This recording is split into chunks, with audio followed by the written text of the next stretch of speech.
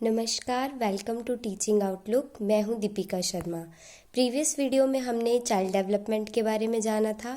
उसमें causes of development, उसमें principles of development और प्रिंसिपल्स ऑफ ग्रोथ के बारे में भी हमने जाना था। अब वह उस टॉपिक से रिलेटेड जितने भी MCQs बन सकते हैं या प्रीवियस ईयर्स में पूछे गए हैं, हम उसके बारे में इस वीडियो में जानेंगे। तो चलिए स्टार्ट करते हैं। सबसे पहला क्वेश्चन है, development is related to. Development किसके साथ रिलेटेड है? A growth, B maturity, C age या ऑल ऑफ दीज। तो डेवलपमेंट, जैसे कि मैंने आपको अपनी वीडियोस में बताया था, ग्रोथ, मैच्योरिटी, एज, तीनों का चेंज है, तीनों में डेवलपमेंट होती है। तो इसका आंसर आएगा all of these, option D. Next is development is process of split, continuity, whole या ब्रोकन। डेवलपमेंट कैसा प्रोसेस है? स्प्लिट मतलब अलग करना, बी कंटिन्यूटी, डी होल पूरा, या सी होल या डी ब्रोकन। ब्रोकन मतलब तोड़ना। तो डेवलपमेंट जो है वो कंटिन्यूटी का प्रिंसिपल है। ये एक ऐसा प्रोसेस है, ये कंटिन्यूस चलता है from the birth till the death. तो ऑप्शन बी इसका करेक्ट आंसर है। Next is which of the following is correct about development. इनमें से कौन सी जो स्टेटमेंट है वो डेवलपमेंट के बारे में करेक्ट है? Development is unidimensional, socio culture context plays an important role in development, development is discrete, development begins and and at birth. तो शुरू और ख़त्म बर्थ पे हो जाती है, ये तो गलत बात है। डेवलपमेंट डिस्क्रीट है, ये भी गलत है। और ना ही डेवलपमेंट है जो है वो यूनिडायमेंशनल है। तो सोशियो कल्चरल कंटेक्स्ट जो है वो इम्पॉर्टेंट रोल प्ले करता ही है डेवलपमेंट में। तो ऑप्शन बी इसका करेक्ट आंसर है। Next is development includes growth and capability, maturation, interaction with environment या ऑल ऑफ दीज। तो जो डेवलपमेंट है वो सारी चीज़ों को इंक्लूड करता है। तो ऑप्शन डी इसका करेक्ट आंसर है। Next, development means a series of progressive changes that occur in orderly and predictable pattern as a result of maturation and experiences। मैंने आपको बताया था कि हिमाचल के टेट्स में और पंजाब के टेट में ऐसे पूछ लिया जाता है बिल्कुल स्टेटमेंट देके कि किसके द्वारा ये स्टेटमेंट कही गई थी। तो ये जो स्टेटमेंट है ये कही गई थी हरलॉक के द्वारा। तो इसमें चार ऑप्शंस ये थे आपके पास, स्टीवनसन, हरलॉक, पियाजे या क्रो एंड क्रो। तो ऑप्शन बी इसका करेक्ट आंसर है। Next is physical development is field of. Physical development किसकी फील्ड है? ए learning, B maturation, C socialization या डी नन ऑफ दीज। तो जो फिजिकल डेवलपमेंट है वो मैच्योरेशन की फील्ड है। बिकॉज मैंने आपको बताया था कि फिजिकली जब एक बच्चा डेवलप होता है तो मैच्योरिटी जो चीज़ें होनी ही है, जैसे कितने मंथ्स के बाद बच्चा चलना स्टार्ट करेगा, दांत निकालना स्टार्ट करेगा, क्रॉल करता है, तो ये चीज़ें मैच्योरिटी फिजिकल डेवलपमेंट के साथ ही चलती हैं। तो ऑप्शन बी इसका करेक्ट आंसर है। Next is development is a never ending process, कभी ना खत्म होने वाला प्रोसेस है। तो ये आइडिया कौन से प्रिंसिपल के साथ एसोसिएट है ये आपको बताना है। A principle of inter relation, B principle of continuity, C principle of integration या डी प्रिंसिपल ऑफ इंटरेक्शन। तो हमें पता है कि कंटिन्यूटी का प्रिंसिपल भी यही बात बोलता है कि जो डेवलपमेंट है वो बर्थ से स्टार्ट होकर डेथ तक चलती है। यहाँ पे भी यही बोला गया था कि नेवर एंडिंग प्रोसेस बताना है। तो ऑप्शन बी जो है ये आइडिया एसोसिएट करता है, तो principal of continuity. Next is which of the following is not principle of growth and development. आपको बताना है कि ग्रोथ एंड डेवलपमेंट में से इनमें से कौन सा जो है वो उसका प्रिंसिपल नहीं है। तो ऑप्शन ए है principle of uniform pattern, principle of continuous growth, principle of specific to general, principle of individual differences. तो मैंने जैसे कि आपको ग्रोथ एंड डेवलपमेंट के प्रिंसिपल्स पढ़ाए थे, मैंने उसमें आपको बताया था कि जो प्रिंसिपल है वो जनरल टू स्पेसिफिक, पहले बच्चा जनरल चीज़ों के बारे में जानता है फिर वो स्पेसिफिक की ओर जाता है। यहाँ पे लिखा है principle of specific to general. तो ऑप्शन सी जो है इसमें से गलत हो जाएगी। तो आंसर करेक्ट हो जाएगा ऑप्शन सी, पर not principle of growth and development option C है। Next is which of the following is not principle of development. फिर से वैसा ही क्वेश्चन है बट यहाँ पे ऑप्शंस में डिफरेंस है। तो क्या ऑप्शन है? डेवलपमेंट इज कंटिन्यूस प्रोसेस, होता ही है। Development does not proceed at same pace for all children, जैसे कि इंडिविजुअल डिफरेंसेस में हम जानते हैं कि सभी के लिए जो डेवलपमेंट है एक जैसी नहीं होती है, कोई जल्दी ग्रो करता है, कोई लेट ग्रो करता है। All processes of development are interconnected होते हैं, सभी डेवलपमेंट के प्रोसेसेस आपस में कनेक्टेड होते हैं। Next is development is always linear. तो ये ऑप्शन गलत है क्योंकि जो डेवलपमेंट है वो हमेशा ही लीनियर नहीं चलती है। तो ऑप्शन डी जो है इस क्वेश्चन क्वेश्चन का करेक्ट आंसर है। Next is which of the following statement is not correct about development and growth. ऐसी स्टेटमेंट्स बहुत ज़्यादा आती हैं कि डेवलपमेंट एंड ग्रोथ से कौन सी स्टेटमेंट करेक्ट है या कौन सी नहीं करेक्ट है। तो यहाँ पे नहीं करेक्ट वाली बतानी है। तो growth is quantitative and development is qualitative, हम जानते ही हैं। Growth involves change in structure not function, सही बात है, क्योंकि ग्रोथ में सिर्फ स्ट्रक्चर में चेंजेस आते हैं, फंक्शन में नहीं।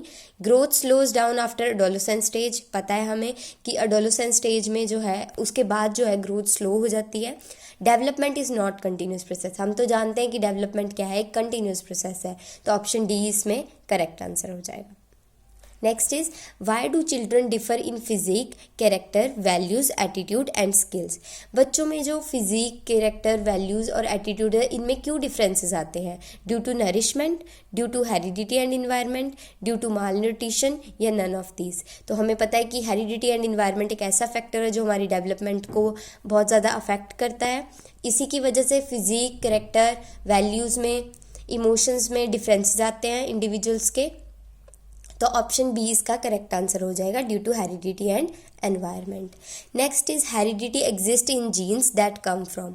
हेरिडिटी जो है वो जीन से हमें मिलती है, वो हमें किससे मिलते हैं? A mother, B father, C grand father या डी पेरेंट्स। तो इनमें से हमें पता है मदर एंड फादर सबसे मिलते हैं, तो डी पेरेंट्स जो है वो इसकी करेक्ट ऑप्शन हो जाएगी। Next is development process mainly governed bye heredity is. जो डेवलपमेंट प्रोसेस है वो जो हेरिडिटी जिसको गवर्न करती है वो कौन सा इनमें से?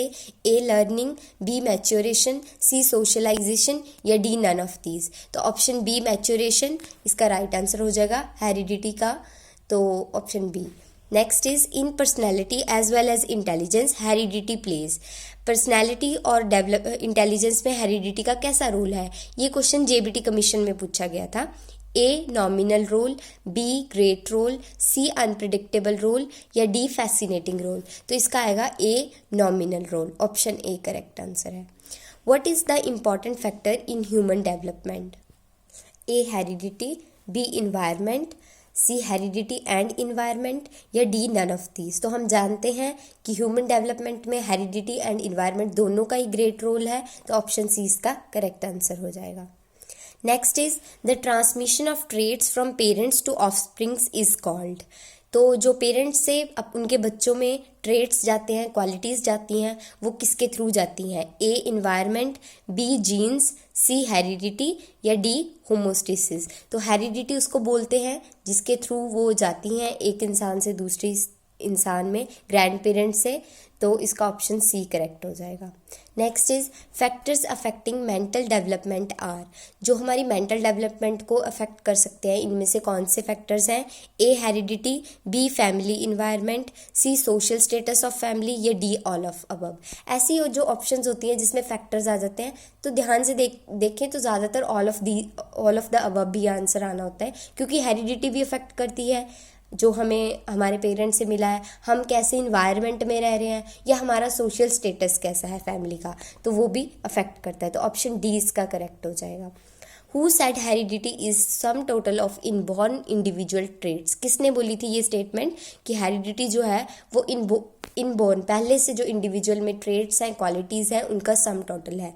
तो A Woodworth, B Peterson, C Douglas and Holland या डी बी एन झा। तो ये स्टेटमेंट दी गई थी बी एन झा के द्वारा, ऑप्शन डी इसका करेक्ट आंसर है। Which one is not physical environment. इनमें से कौन सा फिजिकल इन्वायरमेंट नहीं है? A food, B computer, C climate या डी टेम्परेचर। ये क्वेश्चन एचपी टेट में पूछा गया है एक बार, तो इसमें हमें बिल्कुल क्लियर है कि कंप्यूटर जो है वो फिजिकल इन्वायरमेंट नहीं है। इन्वायरमेंट ज़रूर है कि हम कैसी चीज़ें देख रहे हैं कंप्यूटर में, कैसे क्या हमारे इंटरेस्ट है, बट वो फिजिकल इन्वायरमेंट नहीं है। तो इसका ऑप्शन बी करेक्ट हो जाएगा। Next is which one is not the law of heredity. इनमें से कौन सा जो हेरिडिटी का लॉ नहीं है? जो ये बात मैं बताना चाहती हूँ कि हेरिडिटी के जो लॉज हैं वो दिए गए थे मेंडल के द्वारा, उसमें से उन्होंने कुछ लॉज दिए थे, उनमें से इन ऑप्शंस में से आपको बताना है कि मेंडल के द्वारा दिया गया या कोई हेरिडिटी का इनमें से कौन सा जो है वो लॉ नहीं कहलाता है। तो ए है like begets like, B law of variation, C law of regression या D law of survival to the fittest. तो ऑप्शन डी इसका करेक्ट आंसर होगा law of survival to the fittest. ये कोई लॉ नहीं था जो हेरिडिटी का मेंडल ने दिया था, तो ऑप्शन डी इसका करेक्ट आंसर होगा। अभी एक क्वेश्चन ये आपके लिए होमवर्क है, अगर आपने मेरी प्रीवियस वीडियो देखी होगी तो आपको इसका आंसर बिल्कुल पता होगा और आपको इसका आंसर कमेंट बॉक्स में देना है, तो फिर हम उनका लकी ड्रॉ निकालेंगे जो सही आंसर देंगे। नहीं, ऐसा कुछ नहीं है, जो सही आंसर देंगे मुझे भी पता चलेगा कि कितना आप सीख रहे हो मेरी वीडियोस से। तो नेक्स्ट वीडियो में उनके नाम अनाउंस करूंगी जो राइट आंसर देंगे, जिनके ऑप्शंस करेक्ट होगी। तो आप कमेंट बॉक्स में इसका आंसर ज़रूर देना, और अगर आपको आंसर नहीं पता हुआ तो प्रीवियस वीडियो जाके देख लेना, उसमें मैंने ये चीज़ करवाई हुई है। तो क्वेश्चन है how many pair of chromosomes are there. एक ह्यूमन इंडिविजुअल में कितने क्रोमोसोम्स के पेयर्स होते हैं, तो मैंने यहाँ पे पेयर्स पूछा है, तो आपने पेयर्स का आंसर बोलना है। तो ऑप्शन है A 40 to 100, B 46 pairs, C 23 pairs, या डी नन ऑफ दीज। तो आप ज़रूर इसका आंसर लिखिएगा कि कौन सी ऑप्शन आपको करेक्ट लगती है, तो नेक्स्ट वीडियो में मैं बताऊंगी कि इसका करेक्ट आंसर क्या है। तो इसी के साथ वीडियो ख़त्म होती है। Thanks for watching. Please like, share and subscribe to my channel. अगर आप जितना इसको लाइक, शेयर और सब्सक्राइब करेंगे उतनी मुझे मोटिवेशन मिलेगी कि मैं अच्छे से काम करूं, ताकि आपके लिए अच्छा कंटेंट मैं प्रेजेंट कर पाऊं। Thank you so much.